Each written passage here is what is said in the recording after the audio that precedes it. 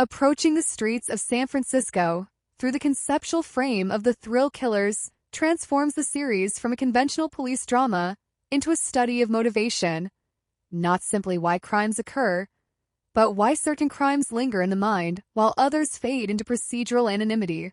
One of the most striking elements of the 1972 series is how it treats crime not as a puzzle to be solved for intellectual satisfaction, but as a rupture in social continuity that leaves behind emotional residue rather than narrative clarity. Scene by scene, the show privileges observation over exposition, allowing characters to exist in states of partial understanding, which mirrors the lived reality of policing far more accurately than the tidy resolutions common in genre television. Inspector Stone's interactions often feel less like interrogations and more like negotiations of meaning, as if he understands that facts alone are insufficient to address harm. This approach becomes especially potent in scenes where suspects are not overtly violent, but emotionally distant, evasive, or disturbingly calm, embodying the idea that thrill can manifest as emotional detachment rather than aggression. The series repeatedly returns to moments where nothing happens in a conventional sense: a prolonged silence, a hesitant answer, a look that lingers too long, and these moments generate more tension than any chase sequence. In doing so, the show subtly critiques the audience's expectation for excitement, asking whether the desire for thrill is itself part of the problem. Compared to contemporary crime dramas that emphasize speed and shock, The Streets of San Francisco feels almost meditative, its pacing encouraging reflection rather than adrenaline.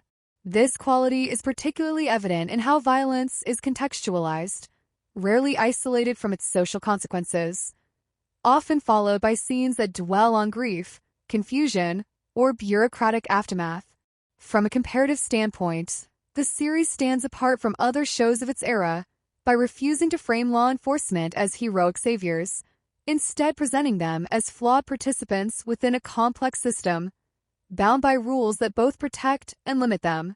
Stone's authority is quiet, rarely asserted through force, and this restraint reinforces the series' skepticism toward dominance as a solution. Watching the show today, one cannot help but draw parallels to modern discussions about crime, media, and attention, particularly the way notoriety can function as a secondary reward for violence. The Thrill Killers, as a conceptual title, captures this dynamic perfectly, suggesting that thrill is not inherent in violence, but constructed through response, repetition, and narrative emphasis.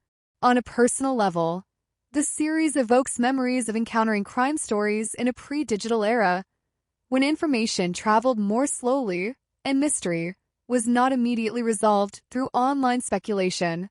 This slower pace allowed for ambiguity to exist without anxiety, something modern audiences often struggle with.